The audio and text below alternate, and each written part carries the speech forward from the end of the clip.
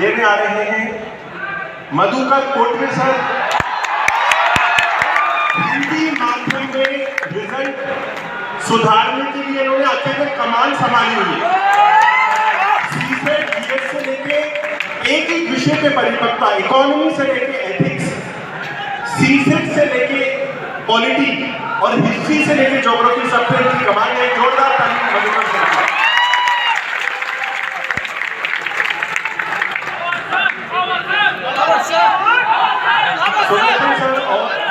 Sir आप लोगों को गाइड करेंगे, आप लोगों को सिविल सर्विसेज की पेचीदगियों को बड़ी सरलता से समझाएंगे।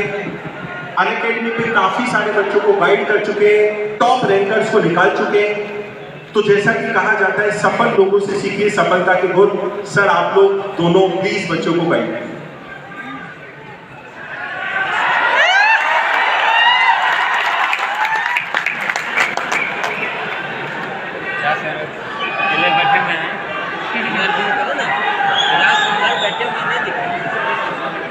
वो कहते हैं ना कि शब्दहीन आज मैं सर बैठे हुए हैं यहाँ पर।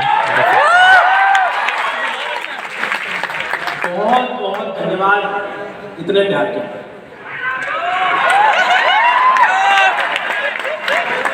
भारतवर्ष की इस पावन धरती पे आज मैं पहली बार आया हूँ।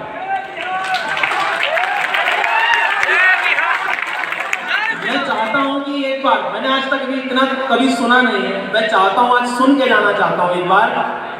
भारत माता की, भारत माता की, भारत माता की। मैंने नहीं सुना था आज तक, इतनी बोली। धन्यवाद।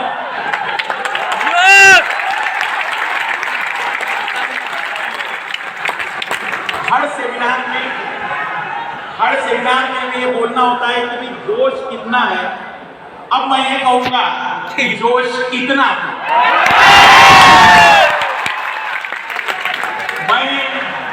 मुझे ऐसा लगता है कि प्रत्येक धर्म में एक विशेष जगह होती है जिसे पवित्र जगह कहते हैं।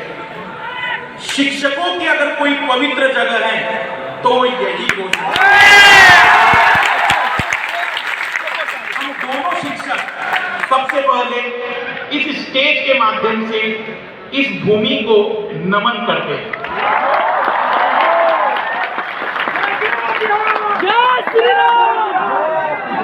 और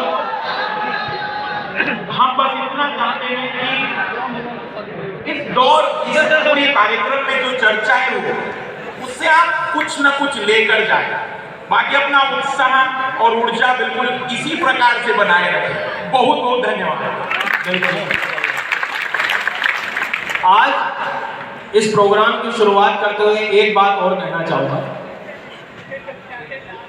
यार, दशरथ जी मांझी जो हैं उनकी धरती में आए हैं जिन्होंने पूरे पर्वत के भूगोल को बदल के रख दिया।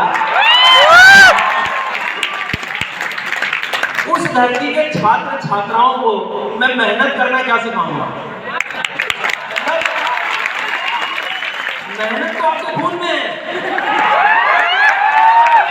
पर सर और आज हम लोग बस एक प्रयास कर सकते हैं, एक मार्गदर्शन बस, क्योंकि मेहनत तो आप लोग सब करना जानते हो।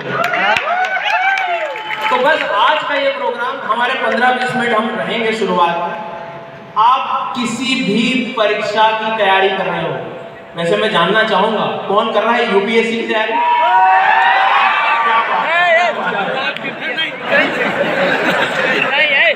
बोले सर, इस भीड़ को देख के तो मेरा भी मन हो रहा है। तो यूपीएससी या कोई भी कॉम्पिटिटिव एग्जाम की आप तैयारी कर रहे हैं तो 12 से 13 साल का अनुभव, 8 साल का अनुभव, आज जो भी हमने हमारे जीवन से सीखा है वो हम पूरा 15 मिनट में सिखा जाएंगे। तो बस 15 मिनट आपके हम लोग सुनिएगा और प्रयास हमारा सर और हमारा ये रहेगा कि कुछ बेहतर आज हमको शिक्षा हम आपको देंगे। तो सर प्रारंभ किया जाए। वीडियो को लाइक कर दे और सब्सक्राइब कर सिखाने ही नहीं चाह रहे हैं। पहली बार इस ऊर्जाओं से सीखने का भी बड़ा अद्भुत मौका मिला। वाह क्या ऊर्जा है, वाह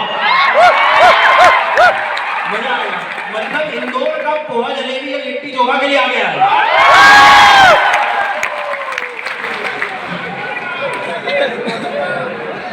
तो हम शुरुआत करते हैं बिल्कुल कुछ इंपॉर्टेंट पॉइंट्स पर। बहुत सारी बातें, बहुत सारे विषय, बहुत सारी समस्याएं हैं, लेकिन कुछ चुनी हुई चर्चाएं आज हम करना चाहते हैं।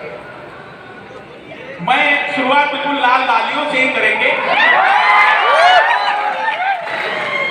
और सर मैं दो पंक्तियां कहना चाहूंगा क्योंकि ये भीड़ थी, मुझे ऐसा लगा कि बोलना जरूरी है। जरूर सर। जो मेरी सबसे मतलब फेवरेट है, ऐसा बहुत रेयर होगा कि सेमिनार और मैंने बोला ना, सफर में धूप तो होगी, चल सको तो चलो, सभी है भीड़ में, तुम भी निकल सको तो चलो, किसी के वास्ते राहें कहां बदलती है, किसी के वास्ते राहें कहां बदलती है, तुम अपने आप को बदल सको तो चलो।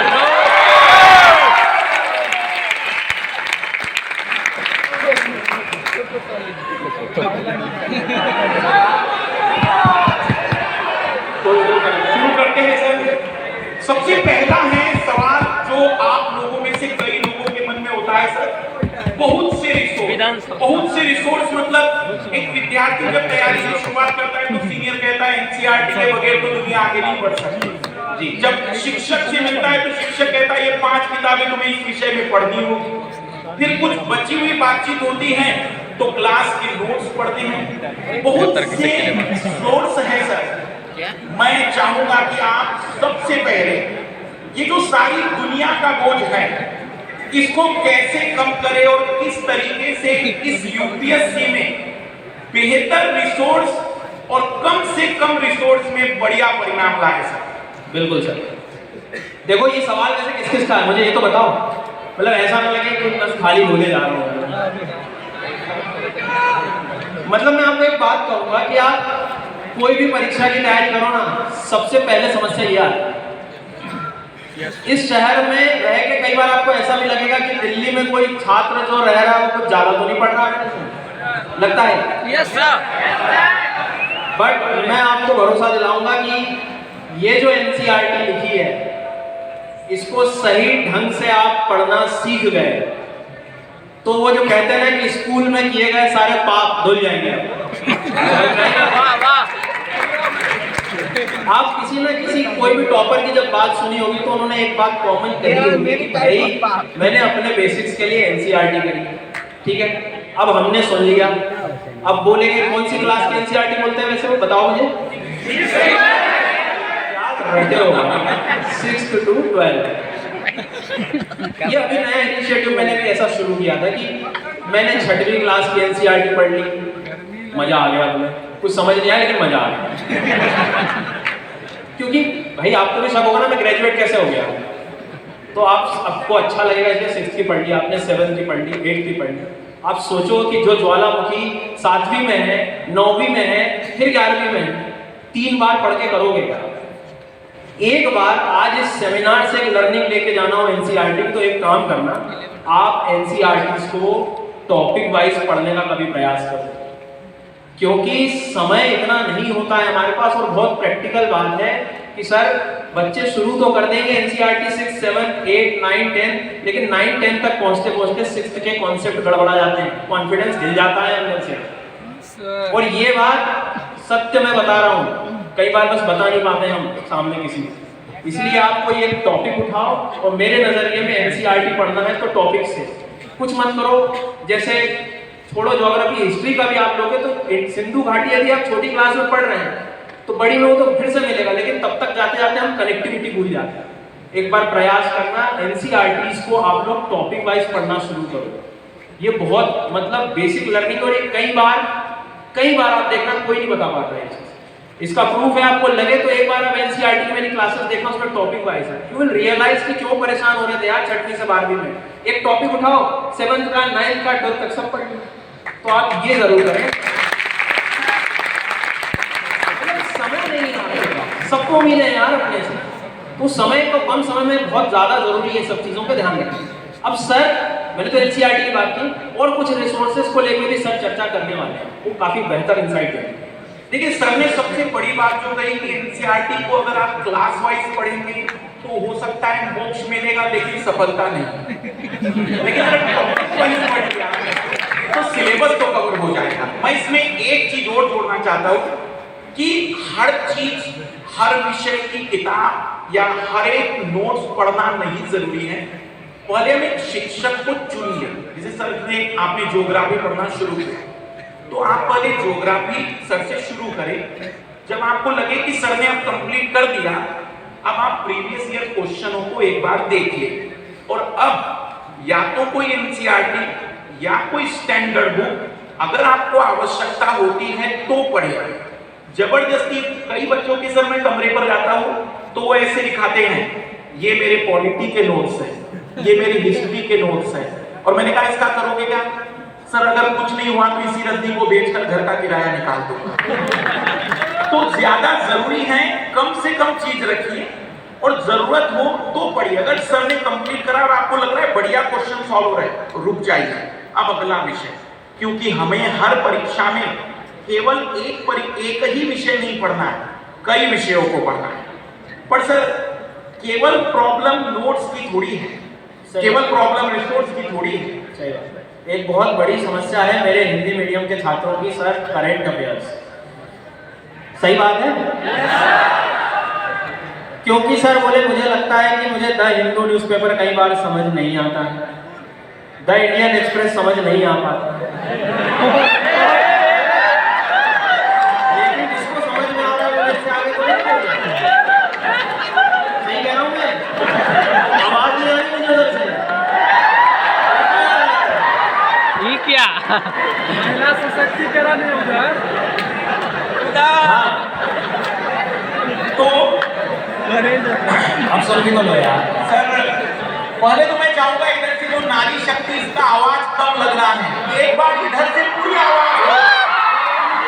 क्या बात है। तो जो बड़ा सवाल सर ने खड़ा किया करंट अफेयर का, बड़ा सवाल करंट अफेयर से भी एक और बड़ा सवाल है कि सर करंट अफेयर क्या है?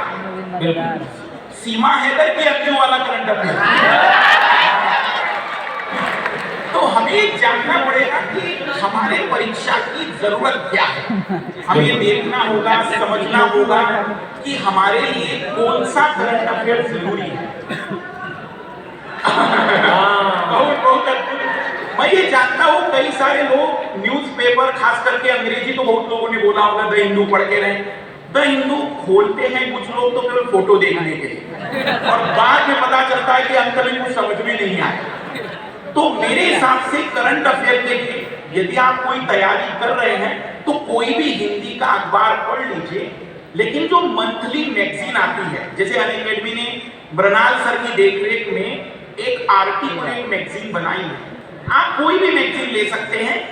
अंत में महीने में 4 संडे होते हैं, आप 4 संडे में उस मैगजीन को थोड़ा डेडिकेट कर दीजिए, आप पाएंगे कि आपका करंट अफेयर बहुत बढ़िया हो रहा है। पर सबसे बड़ी बात, करंट अफेयर उतना ही तैयार करना जितना कि रिवाइज हो सके। नहीं तो पता चल रहा है कि उसकी अलग से पोथी तैयार की तो उसका दोहराव नहीं होगा। 30 से 40 करोड़ लोग भारत में अखबार पढ़ते हैं, वे सब आईएएस नहीं बन सकते। जो व्यक्ति करंट अफेयर कई बार रिवाइज करेगा, सफलता वही ले जाएगा। सर बिल्कुल। एक आखिरी बस ऐड करूंगा, एक गलती मतलब मुझे ऐसी लगती है कि करंट अफेयर्स को कई बार हम एक सब्जेक्ट मान लेते हैं। ये जो पीछे कुछ इमेज दिख रहे हैं इसमें बड़ा इंटरेस्ट आ रहा था कुछ को अभी। कहाँ जाता है ये इंटरेस्ट? कहाँ जाता है जब न्यूज़पेपर पढ़ना हो? सिलेबस के टाइम कहाँ जाता है ये? हाँ, तो ये ऊर्जा को संभालो, ठीक है। एक उदाहरण देता हूँ। एक हमारे परम मित्र हैं, तो अच्छा वो सब घर घर की कहानी, कभी देखा होगा अपने घर में जो बुजुर्ग व्यक्ति हैं कितने इंटरेस्ट से पढ़ते हैं न्यूज़पेपर, पूरा ऐड भी पढ़ जाएंगे, पहले इस्तेमाल करें फिर देखा होगा। एक मित्र है तो उनके दादाजी, मैं मतलब छोटा था तो मैं देखा करता था, वो बहुत बढ़िया न्यूज़पेपर पढ़ते थे और इतना पढ़ते थे इमोशंस के साथ कि 2 बाइक सवार अत्यधिक बाढ़ की चपेट में आके पुलिया पर गिर पड़े, है तेरी गिर गया ये तो। मैं सोचता हूँ, आज सोचता हूँ उनको क्या जरूरत है इसकी। तो एक सीखने वाली बात है कि यहाँ इंटरेस्ट नहीं है ना। देखो आपके अंदर ऊर्जा है, सब कुछ है, सब करना है, सारी चीजें हैं, दिशा वही भटक गई। तो समस्या बस ये है कि एक बार इंटरेस्ट जगाना पड़ेगा। अब वो इंटरेस्ट आपको किसी भी चीज से मोटिवेशन से आ रहा हो कि मुझे तो अच्छी जगह पहुंचना है, मुझे पैसा कमाना है, जो भी हो यार करो, पर इंटरेस्ट बहुत जरूरी है। तो इस बात को ध्यान रखना। और हिंदी मीडियम के स्पेशली लर्नर्स मैगजीन से भी नहीं पढ़ पाओ, यूट्यूब जैसा इतना बड़ा संसाधन है। चंद्रमौली सर का जो करंट अफेयर्स बाइलिंगुअल में आता है, आप शिक्षक से पढ़ो ना, कोई दिक्कत थोड़ी है।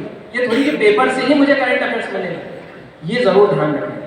तीसरी बात सर मुझे ऐसी लगती है कि करंट अफेयर्स और रिसोर्स से काम नहीं होने वाला, और कुछ बड़ी बड़ी समस्याएं हैं सर। क्या लगता है आपको, मतलब क्या और समस्या ऐसी होगी? सी से तो पेपर है आई थिंक, पर मुझे लगता है कि उससे भी एक बड़ी समस्या है बिल्कुल, जो नोट्स बनाने वाली होगी सर, कि नोट्स कैसे बनाए।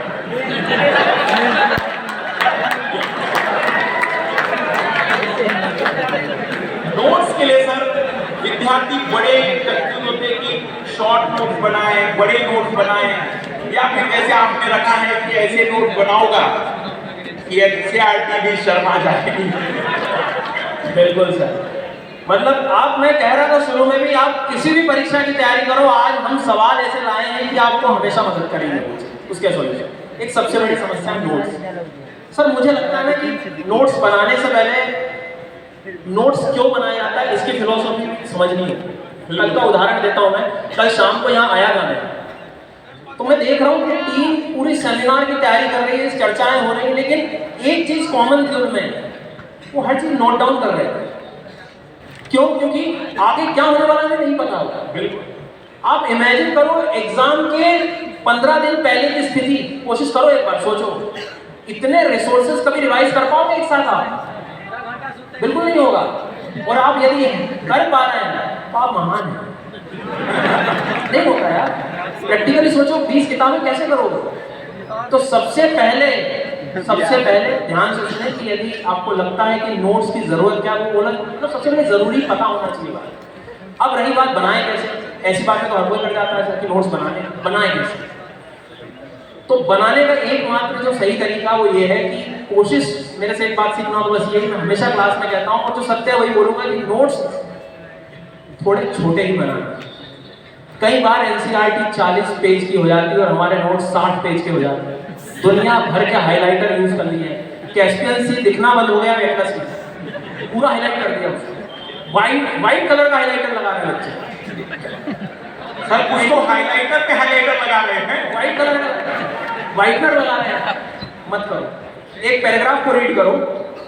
जनरली जैसे कोई शिक्षक भी पढ़ाना होता है तो एक पैराग्राफ आप पढ़िए, नहीं समझ आया दूसरी बार पढ़िए, लेकिन दूसरी बार में कुछ ऐसे कीवर्ड्स निकालो जिससे वो आज से 2 साल बाद भी आपसे कोई पैराग्राफ पूछ ले तो वो कीवर्ड्स की मदद से आपको पूरा पैराग्राफ याद आ जाए। सिर्फ काम की बात देखो, किसी से दुश्मनी प्यार जब हो जाता है तो काम की चीजें हमेशा याद रहती है, उस पैराग्राफ से निकालो और वो नोट्स में लिखो। हमेशा नोट्स छोटे बने। और आप यदि सजाने में लग गए, रंगोली बनाने में लग गए, मैं बता रहा हूँ बहुत दुखी हो जाओगे नोट्स। तो थोड़ा सा बस इस चीज का ध्यान रखना, बाकी सर और बताने वाले हैं।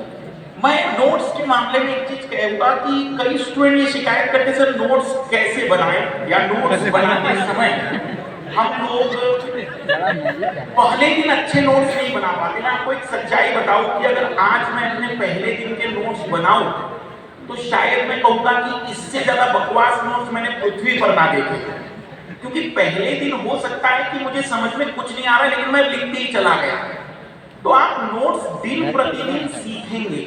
पहले दिन आप हो सकता है डिटेल में लिख रहे हैं, फिर आप थोड़ा शॉर्ट लिखना शुरू करेंगे, तो 15 से 20 दिन आप जैसा बना सकते बनाते चलिए।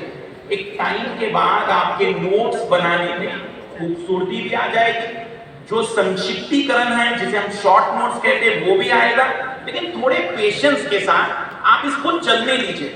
कई लोगों को शुरुआत अच्छी करते हैं, 10 दिन बाद लगता है सर ये तो बकवास है, मैं तो नोट्स खरीद लूंगा, किताब खरीद लूंगा। लेकिन याद रखिएगा, चयन में सबसे ज्यादा योगदान यदि किसी चीज का है तो वो आपके नोट्स है। अगर कोई विद्यार्थी यूपीएससी का सिलेबस 15 दिन में रिवाइज कर सकता है तो ये उसकी क्षमता ही नहीं, उसके नोट्स की काबिलियत है। बहुत बढ़िया। तो सर नोट्स तो हो गया, लेकिन ये जो सवाल है आंसर राइटिंग और मॉक टेस्ट का, ये जैसे आप देख सकते हैं कि बहुत अद्भुत सा चित्र है। पहले पढ़ लूं, प्रैक्टिस तो एग्जाम के बाद कर लूंगा। देखिए मुझे ऐसा लगता है कि यूपीएससी और जो स्टेट पीसीएस एग्जाम होते हैं उसमें सबसे बड़ा रोल इसी का होता है। आपने कई बार एक स्टेटमेंट सुना होगा कि यार तैयारी तो मेंस के साथ की जाती है, प्रीलिम्स की तैयारी कुछ नहीं करती। तो वो मेंस की तैयारी का सेंस है आंसर राइटिंग। आप मेरी एक बात से सब लोग सहमत हो गए, सर समस्या आंसर राइटिंग की नहीं है, उस डर की है। सबसे पहला डर, कभी कलम उठा के आप लिखेंगे, सही कह रहा हूं मैं, पहली बार लिखते नहीं बनता, हिम्मत नहीं होती। अब क्यों नहीं हिम्मत होती? कौन चेक करेगा मैं सही लिख रहा हूं कि नहीं लिख रहा हूं? सही बात है। तो इस चीज की जो दुख है वो ये है कि सबसे पहले यदि खुद में कॉन्फिडेंस लाना, तो सीधी बात है, यहाँ यदि खाली रहेगा ना तो वहां लिख भी नहीं पाओ। तो जो कई बार हम देख लेते हैं कि मैंने बहुत आंसर राइटिंग प्रैक्टिस की, सारी की, पहले दिन से आंसर राइटिंग ना करें। मेरे हिसाब से आप लोगों को आंसर राइटिंग थोड़ा रुको, सब्जेक्ट को समझो। आंसर लिखना और बेहतर आंसर लिखना दोनों के रिफ्लेक्शन अलग होते हैं। एक काम खत्म नहीं करना है। ज्योग्राफी को नहीं समझोगे, एनवायरनमेंट को नहीं समझोगे तो कभी क्लाइमेट चेंज, जलवायु परिवर्तन का कभी आंसर लिख ही नहीं पाओगे। तो पहले दिन से सर मेरे हिसाब से वो जो रहता है कि अब मैं लिख दूं, वो ना करें। थोड़ा सिलेबस के क्वेश्चंस को देखो, एक बार में कभी नहीं समझ आएगा, 2-3 बार क्वेश्चंस पढ़ो, फिर रियलाइज करो कि यार हिमालय से तो हर बार सवाल आता है, फिर देखो कि यार लैंडस्लाइड भूस्खलन से तो सवाल आता है, फिर देखो कि यार बार बार चक्रवात से संबंधित तो क्वेश्चन आते हैं। तो जब भी न्यूज़पेपर पढ़ो, इनसे समस्या ये जो चीज़ें हैं इनको निकालो। मतलब पहले एनालिसिस करना पड़ेगा और जल्दबाजी मत करो, अच्छी जगह पे पहुंचना है। ठीक है, कुछ चीज़ें और भी बताने वाले हैं सर। देखो मैं कहूँगा कि सर ने जो बातें बताई बिल्कुल बहुत ही बेहतरीन बात है कि आप थोड़ा सा पेशेंस रखें। पेशेंस का मतलब 3 चरण है। पहले हम उस कंसेप्ट को समझते हैं, कंसेप्ट को समझने के बाद दूसरा चरण होता है उसके शॉर्ट नोट्स बनाते हैं, तीसरा स्टेप होता है रिवीजन करते हैं और फिर जाकर आप आंसर राइटिंग करने की क्षमता रखते हैं। मैं एक छोटा सा उदाहरण दूंगा। एक महिला का उदाहरण लेते हैं हम, जो दुल्हन के भेष में है और वही महिला विधवा के भेष में है। महिला समान है, श्रृंगार सब कुछ प्रदर्शित कर रहा है। आंसर राइटिंग भी कुछ ऐसी ही है। जो व्यक्ति जितना बढ़िया श्रृंगार कर लेगा उसके नंबर उतने ज्यादा होंगे। इसलिए आपको श्रृंगार करने से पहले सीखना होगा क्या चीज जरूरी है, कहाँ कौन सी चीज डालनी है, कहाँ पर किस चीज की जरूरत है। अगर ये चीज नहीं है तो आपका आंसर एक जनरल आंसर ही है। इसलिए सर मैं तो कहूंगा कि आंसर राइटिंग में जो आपने कहा थोड़ा रुक कर करेगा तो ज्यादा बेहतर आ पाएगा। हाँ बिल्कुल, मतलब चीज़ें थोड़ी सी पता होगा। ठीक है सर, बहुत इसमें बातें करी हमने, अभी कुछ एक समस्या और जो है रह गई है। पहले सर बच्चों से पूछे कि और कौन सी दिक्कत रह गई है। ऑप्शनल चलो ऑप्शनल की बात कर लेते हैं, 1 मिनट लगेगा। वैसे बहुत बड़ा प्लान है आज ऑप्शनल के डिस्कशन के लिए। हाँ बिल्कुल, और भी सर हैं, विवेक सर हैं, चंद्रमौली सर हैं, वो भी चर्चा करेंगे आपसे। तो एक आखिरी सवाल के में सर सबसे बड़ी जो टाइम मैनेजमेंट और स्ट्रैटेजी बिल्कुल चर्चा है सर। हम चाहेंगे कि टाइम मैनेजमेंट के साथ रिवीजन, हाँ वो कॉम्बिनेशन, अगर रिवीजन और टाइम मैनेजमेंट दोनों मैच अरे ये लोग का वीडियो बना हुआ अच्छा है, क्या लिखा है? अच्छा 15 मिनट में वो भूल जा रहा है कि वो यूपीएससी की तैयारी कर रहा था कि कोई और ही कार्यक्रम में लगा हुआ है। तो सर इसका एक ही सत्य है, मुझे लगता है कि रिवीजन में सबसे बड़ी जो कमी आती है वो सिर्फ इसका कनेक्शन नोट्स से है। आज आपको बढ़िया नोट्स दे दूं, शॉर्ट नोट्स बना के और कह दूं इतना ही पढ़ना है और वो आपको समझ में भी आ रहा है, आप कभी पीछे नहीं हटोगे रिवीजन में। तो आप जब भी पढ़ाई करो, आपके नोट्स सही हैं तो रिवीजन में कभी दिक्कत नहीं होगी। तो थोड़ा खुद पे भरोसा रखो। और एक तरीका और, स्पेशली यूपीएससी, स्टेट पीसीएस या ऐसे एग्जाम जहाँ चीज़ों को बहुत याद भी करना पड़ जाता है कभी कभी, एक स्ट्रैटेजी चल रही है अनअकैडमी पे आजकल बहुत फेमस, कोई बताएगा क्या? किसी को पता है? कोई एक घटना ऐसी हो जाती है जिससे चीज़ें बहुत बदल जाती है, हो जाए आपके साथ। ब्लैंक पेज वो है कि किसी भी शिक्षक ने आपको आज कुछ भी पढ़ा दिया, शाम को सोने से पहले ब्लैंक पेज में मैं उसे लिख पा रहा हूँ कि नहीं, अपना सच खुद को पता होना चाहिए। समझ आए मेरी बात? तो ये कोशिश करें कि कुछ भी पढ़ाया हो सर ने, मुझे ब्लैंक पेज पे एक बार लिख के देख लेना है। वो डर एक बार हट गया, क्योंकि आप देखना कई बार मन कहता है अरे यार सर ने इतना पढ़ाया, 2 घंटे में क्लास में बैठा, लिख भी पाऊंगा कि नहीं, लिख ही नहीं रहा, प्रयास ही नहीं करता। मेहनत तो है, मैं बैठा हूँ 2 घंटे बैठा हूँ, पर तरीका आप एक बार ब्लैंक पेज पे लिखने की कोशिश करो। वो जो हिम्मत मिलेगी ना आपको वहां से कि भाई साहब 2 घंटा पूरा मुझे याद है, उसकी तो बात ही कुछ नहीं।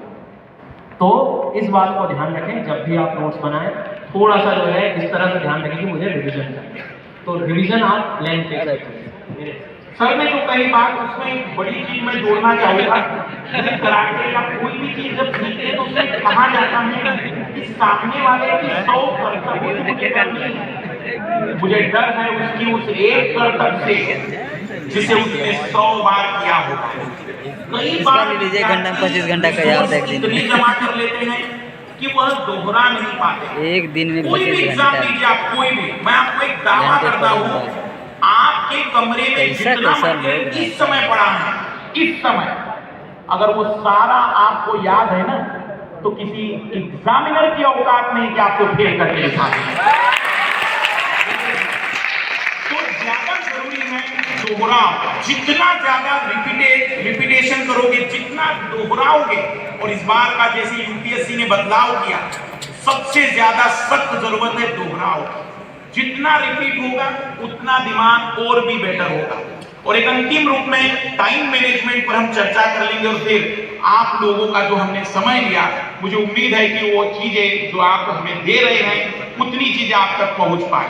एक अंतिम रूप में सर मैं आपसे जानना चाहूंगा, टाइम मैनेजमेंट पर आप क्या चाहेंगे कि विद्यार्थी किस तरीके से आगे बढ़े?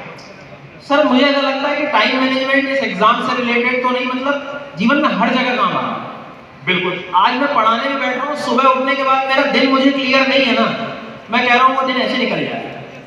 फिर हम कहाँ ढूंढते हैं? फिर हम मोटिवेशन ढूंढते हैं कि कोई आएगा और मुझे मोटिवेट करके चला जाएगा, यही होगा। पर हम भूल जाते हैं कि सुबह उठने के बाद, आप कभी भी उठ रहे हो सकता है किसी का सोने का टाइम, मतलब रात में पढ़ने की स्थिति, नाइट आउल जिनको हम कहते हैं, बिल्कुल। कई बार हमारी भी आदत है कि रात भर बैठ, पर जब भी करो आप एक थ्योरी अपना लो कि मेरा अगला 1 घंटा कैसे होगा, सही होना चाहिए, वो प्लान होना चाहिए। यार जिला संभालने वाले हो आप, आगे जाके एक अच्छी पोस्ट पे जाने वाले हो, आपके सिग्नेचर से चीजें बदलने वाली हैं, आप अपने टाइम मैनेज नहीं कर पा रहे। सबकी परवरिश अलग हुई है, सबकी मानसिक स्थिति अलग है। अपने आप को समझो और चीज़ों को थोड़ा सा टाइम मैनेज करना सीखो। कोई नहीं आके बताने वाला, मुझे आपकी स्थिति नहीं पता कि आप कितने घंटे पढ़ सकते हो, सबकी एफिशिएंसी अलग अलग है। कोई 2 घंटे में चीज़ें पढ़ पा रहा है तो कोई आधे घंटे में साफ कर जा रहा है।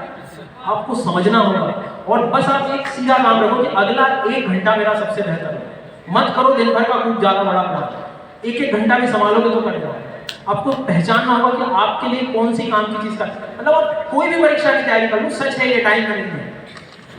तो उम्मीद कर रहा हूं मैं कि कुछ हम लोग सिखा पाए। सर और अंतिम कुछ बताएंगे टाइम मैनेजमेंट के बारे में? सर मैं पटना आया और हिंदी माध्यम के विद्यार्थियों का टाइम मैनेजमेंट इसलिए ज्यादा जरूरी है सर, बिल्कुल, क्योंकि ये मेरा लाभ केवल और केवल विषय पढ़ के नहीं आया है, इसे अपनी जिंदगी की भावनात्मक संबंधों को भी तो नियंत्रित करना है। बिल्कुल। इसे पड़ोसी से भी बात करनी है कि तुम्हारा होगा कि नहीं होगा, ये भी जवाब देगा। सही बात। इसे थोड़ा सा रील्स और इंस्टाग्राम के बगैर नींद नहीं आती सर। और शाम को जब तक अपने मित्र या प्रिय मित्र से बात ना हो, ऐसा लगता है कि हो जाएगा थोड़ा सा। वाह। तो मैं ये चाहूंगा कि आप लोग ऐसा सोचिए नहीं कि आप इन सभी चीजों से मुक्ति पा लेंगे, क्योंकि जिस समाज में हम रहते हैं वहां पर हमें इन सवालों से गुजरना है। तो ज्यादा बेहतर क्या हो सकता है कि आप एक फिक्स ड्यूरेशन पकड़ लीजिए कि देखो भाई, मैं अपनी जिंदगी में 24 घंटे के 3 हिस्से बना देता हूँ। 8 घंटे मेरे सोने के हैं, 8 घंटे जिंदगी के बाकी कर्तव्यों के हैं, क्योंकि पिता और माता हमारी जिस बैकग्राउंड से हम आते हैं वे ऐसे नहीं है जो कहेंगे कि जाओ बेटा तुम केवल अपनी जिंदगी का आनंद लो, मैं सब देख लूंगा। वो कहेंगे देखो पढ़ना हो तो पढ़ो, पर तुम्हें ये काम भी करना पड़ेगा। तो हमें अपने 8 घंटे उन्हें समर्पित करने हैं। लेकिन अभी जिंदगी में मेरे 8 घंटे बचे हैं। ये वो 8 घंटे हैं जिसे मैं अपनी तरीके से यूज करूंगा। ये वो 8 घंटे जिससे मैं अपना भविष्य बदलूंगा। ये वो 8 घंटे हैं जिससे मैं अपने आने वाले कल को आज की तुलना में बेहतर करके दिखाऊंगा। और इसीलिए मुझे वो 8 घंटे सबसे बेहतर दिखाना है। इसमें आपको तय करना है कि कितने घंटे, 2 घंटे आप क्या पढ़ सकते हैं, 2 घंटे आप कौन सा विषय पढ़ सकते हैं, करंट अफेयर कितना पढ़ सकते हैं, आप उन 8 घंटों को कितना बेहतर कर रहे हैं, यही आपका आने वाला कल तय करने वाला है। इसलिए आज तय करिए कि 8 घंटे मेरे कैसे गुजरने वाले हैं।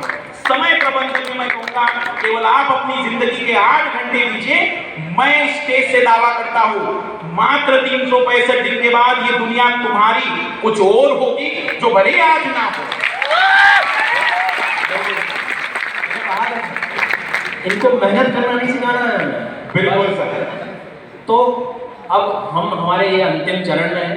हम लोगों का बस एक मकसद ये था कि हम आपको कुछ इस तरह का गाइडेंस दे जाए। लेकिन मैं फिर कह रहा हूँ आपसे, आने वाला ये जो प्रोग्राम है, और मोटिवेशन की क्या बात करें, जहाँ अवध ओझा सर हो फिर तो मैंने कहा 2 चीज हम करने नहीं आए सर। एक मेहनत का मैं आपको कोई पार्ट नहीं पढ़ा सकता, न सर पढ़ा सकते, न मोटिवेशन सर हैं, हम सिर्फ रास्ता दिखाने आए थे आपको एक। तो अंतिम बस एक बात ये कहूँगा इस स्टेज से, इस माध्यम से, कि कुछ छात्र जो नहीं भी आ पाए हैं या इसको कभी भी कहीं भी आप सेमिनार को देखेंगे, मैं वादा करके जा रहा हूँ ज्योग्राफी एनवायरनमेंट में आप मुझसे कहीं भी पहुंच सकते हैं। बहुत सारे ऐसे सोर्सेज खुल गए हैं, फ्री क्लासेस प्लस क्लासेस, जहां जैसे मदद मिलेगी, जहां आपको जैसी मदद चाहिए, मैं तैयार हूँ। सर मैं एक चीज मैं बताना चाहूंगा। सर का मैंने मैपिंग का क्लास देखा था। एक अद्भुत सी बात मैंने जो देखी और मैंने सीखा उनसे उसी दिन, कि जब वो पहले दिन मैपिंग बता रहे थे तो बच्चे को ये मैप वैप कुछ नहीं दिखाया। बोले कुछ मत रखो दिमाग में, 7 डब्बे बना दे रहा हूं मैं, और उन 7 डब्बों के बेसिस पर पूरे महाद्वीप और महासागर बताए। सर की सबसे बड़ी खासियत है कि वो 0 से भी बच्चे को हीरो बनाने की ताकत रखते हैं। जो हर दिन ऊर्जा देता है, और आज तो पता नहीं मैं कितनी ऊर्जा लेके आने वाला हूँ भैया ये तो है। और ये व्यक्तित्व भी ऐसे हैं जो आपके लिए हमेशा खड़े हैं। और जैसे अभी सीसेट का उदाहरण मिला, काफी बच्चे परेशान थे, मैंने सबसे पहले कोई शिक्षक को देखा तो ये आ गया, ठीक है। तो ये हमेशा आपके साथ है। प्रीलिम्स का एनालिसिस था सीसेट का, तो पूरे यूट्यूब पे सबसे पहले इन्होंने किया। धन्यवाद। तो मैं तो इनसे भी सीखता हूँ भाई, चीजें आना हो तो सबसे पहले करना। तो सीखो बहुत कुछ है जीवन में सीखने के लिए। धन्यवाद बहुत बहुत आप सबका, हमें सुना बहुत धन्यवाद। आप हमसे किसी भी प्रकार से जुड़े, फ्री वाली कक्षाएं प्लस वाली ऑफलाइन, जैसे भी आप हमसे लाभान्वित होना चाहते हैं, बस एक ही मकसद है, आप अपनी जिंदगी में सच में बेहतर करके दिखा दें। इसी शुभकामनाओं के साथ हम विदाई लें।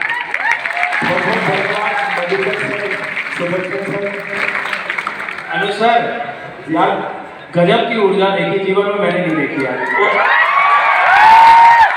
ये 8 साल का अनुभव मैं बता रहा हूँ, ये 8वां 9वां सेमिनार होगा, मतलब कोई तोड़ नहीं है इस जन्म थोड़ा सा ही बस यही से सारी चीजें सुनते चले और बाकी मुलाकात हमारी होती रहेगी। ये शुरुआत भर और जो उत्साह आपका देखा है ना, अवध सर ने कहा है बहुत जल्द ही हम पुनः मिलेंगे इससे भी बड़े कार्यक्रम के साथ। बहुत बहुत धन्यवाद सर, आपने वाकई में एकदम सरलता से सारी बातों को समझाया जो किसी भी विद्यार्थी को पता होनी चाहिए थी। सर आप लोगों से मेरा बस एक सवाल है दोनों से। अभी तक मधुकर सर आप पिछले 4 साल से अनअकैडमी के माध्यम से जो यूट्यूब चैनल है अनअकैडमी का, आप रेगुलर वीडियो दे रहे हैं। अभी आपने एक सीधी बात नो बकवास करके सीरीज चालू कर, सर 4 साल में मेरा जहाँ तक अनुभव है, जो जितने घंटे आप पढ़ाते हैं एक महीने में छात्रों के लिए, लगभग आप शायद 2000 वीडियो तो अभी तक डाल चुके हैं सर। आगे आपका क्या कार्यक्रम है, बच्चों को और क्या बेहतर मिलने वाला है? और सेम क्वेश्चन मेरा सुदर्शन सर से। सर अभी इस समय हम 2 बड़ी चीजें करने पर प्लानिंग कर रहे हैं। जैसे मैंने आप लोगों ने देखा होगा पिछली बार रिवीजन क्लास की एक नई शुरुआत की थी कि 4 घंटे 5 घंटे नहीं 12-15 घंटे में एक विषय कैसे रिवाइज करें। अब उसी को ध्यान में रखते हुए मैं ये कार्यक्रम पूरा ऑफलाइन में लेकर आ रहा हूं सर, कि स्टूडेंट से ऐसे फेस टू फेस। मैं चाहता हूं एक बार अनअकैडमी मौका दे ऐसी भीड़ के साथ एक 12 घंटे की क्लास लेने का। तो बस आप प्लान करिए, मैं तैयार हूं। बिल्कुल ये है असली मैराथन। ये होगा असली मैराथन। नहीं अनुसार प्लान करना है जी सर। 12 घंटे पटना में। सुदर्शन सर आप क्या कहना है? देखो मतलब जनरली अभी तक मैं आपको सच बताऊं तो मुझे लर्नर्स नहीं बताया कि हमें ये करना है, ठीक है। तो अभी तो फिलहाल करंट सिचुएशन मैंने 4-5 दिन पहले से शुरू किया एनसीईआरटी का, जो अभी मैं आपसे कह रहा था टॉपिक वाइज, वो कहीं नहीं मिलेगी आपको, एक बार ट्राई करना उसको देखने का। और मेरा एक ही काम है, प्लानिंग ऐसी करो कि चीज़ें आपके लिए आसान हो जाए। राष्ट्रीय उद्यान, national park, biodiversity, wild life sanctuary, कुछ भी आप उठा के पढ़ना। जितनी ये लिस्ट थी उससे हट के मैंने मैपिंग पे कर दी हर चीज़ को। एक बार आप किसी भी परीक्षा की तैयारी कर रहे हो, एक बार स्वाद लेके देखना राष्ट्रीय उद्यान का, नदियों के साथ मिलेगा।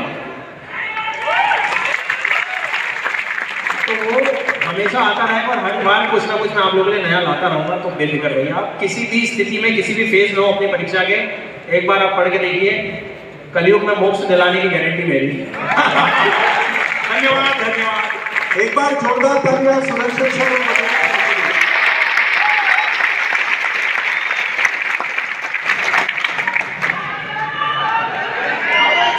सर आप लोगों से दोबारा भी मिलेंगे।